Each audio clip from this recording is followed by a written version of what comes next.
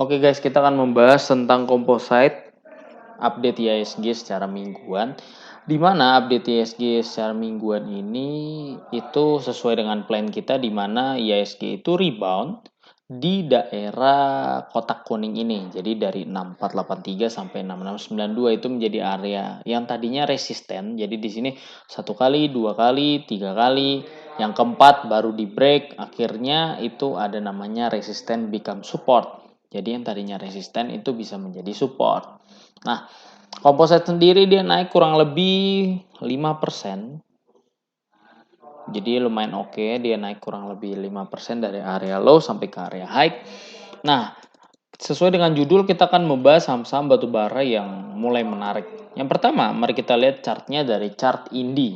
Nah, Indi itu memiliki chart di mana kalau teman-teman tahu ini ada garis kipas gitu ya.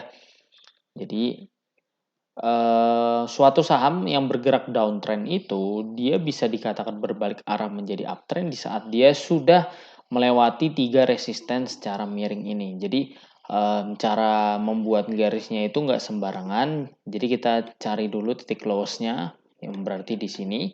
Kemudian kita cari secara derajat yang kemiringannya lebih dari 70%, 70 derajat gitu. Jadi di sini yang pertama, di sini yang kedua, di sini yang ketiga. Kalau dia besok bisa ngebreak di area sini, dia bisa jebol di area sini, berarti potensinya dia bakal naik kenceng gitu. Nah, kalau kita lihat secara daily, itu kan tadi kan secara weekly ya. Secara daily dia membentuk bullish pennant atau symmetrical triangle, apapun itu bebas, yang pada intinya targetnya itu bisa sampai ke area 4230. Lalu juga di samping ada pattern seperti itu, juga kalau dilihat-lihat itu ada pattern juga yang namanya cup and handle. Nah, jadi di sini kan. Jadi di sini juga ada cup and handle, di mana area resistennya itu atau yang bisa dikatakan area pentingnya itu nanti di sekitar 3000 ya. Jadi 3000 kan juga angka psikologis. Pokoknya setiap harga yang bulat 1000, 2000, 3000 itu angka psikologis karena dia bulat. Jadi itu juga resisten yang cukup kuat. Jadi ini masih menarik kalau besok misalnya dikasih merah. Ini kan symmetrical triangle kemarin di break. Jadi kalau misalnya besok dia turun sedikit ke bawah sini, it's time to buy. Atau enggak sebaliknya kalau besok langsung kenceng dia misalnya ngebreak area 2900 ya langsung aja HK jadi buy on breakout. Next ada PTBA yang kemarin juga ditutup menguat, jadi secara chart dia membentuk ascending triangle di mana target kenaikannya setinggi dari area lowest sampai ke area resistnya. Kalau kita copy, kita paste, dia punya target ke 4.300. Secara risk and reward udah nggak terlalu menarik karena rewardnya cuma di 4.300-an. Kalau dia balik lagi ke bawah itu kayak 50/50, jadi kurang oke ya. Next ada ITMG. ITMG juga pergerakannya sama kayak PTBA, jadi dia itu udah ngebuat new high duluan. Nah, jadi ITMG itu lagi ngebuat di sini jelas ada double bottom, lalu juga risk and reward udah nggak cukup oke, harga sekarang juga udah lumayan tinggi. Coba kalau kita lihat secara monthly, oke secara monthly mungkin ada double bottom di sini.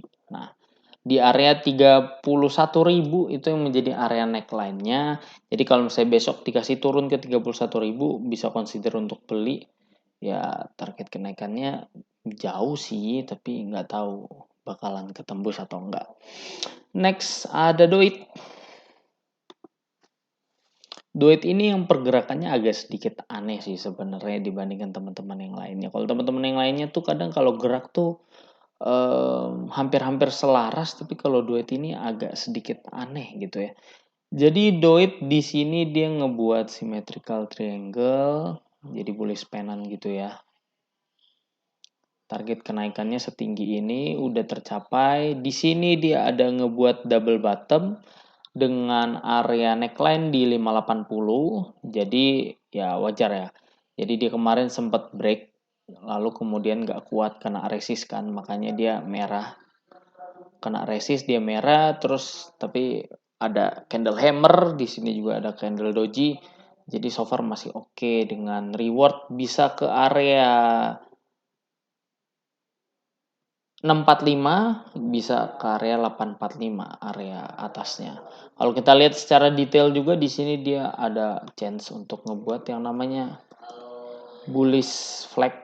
Nah, kalau kita berdasarkan bullish flag berarti target kenaikannya dari sini, target kenaikannya paling nggak bisa ke 780. Next ada ABMM. ABMM itu kemarin ada story kalau dia bagi dividen. Kalau kita pakai time frame yang lebih kecil, daily itu nggak terlalu kelihatan. Kalau kita pakai time frame yang lebih kecil, dia itu ada resist ya di sini. Di 3310 dia ada resist, tapi yang menjadi oke-nya adalah titik supportnya makin lama makin naik. Berarti itu namanya ascending triangle. Nah, kalau kita pakai ascending triangle itu berarti dia punya target di kurang lebih 3600. Masih oke lah, dapat 10% di ABMM. Next itu kita ada satu saham lagi. Bentar. Satu sahamnya tuh apa ya?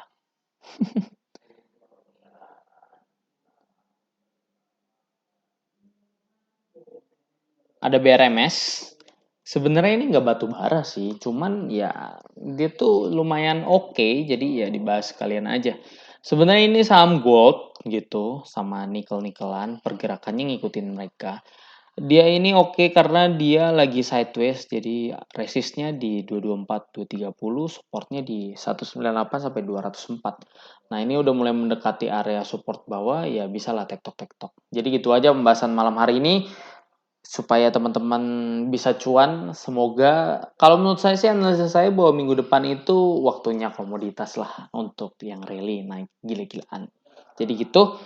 Buat teman-teman yang kemarin misalnya cuan di BBB, di Arto karena mereka rebound, di Goto juga 2-3 candle merah, 2-3 candle hijau, candle keempat hijau, ya mungkin untuk consider buat taking profit. Buat teman-teman yang belum punya, ya jangan FOMO lah untuk beli-beli Goto atau Arto gitu-gitu. Thank you semuanya, selamat malam dan sampai jumpa di video selanjutnya.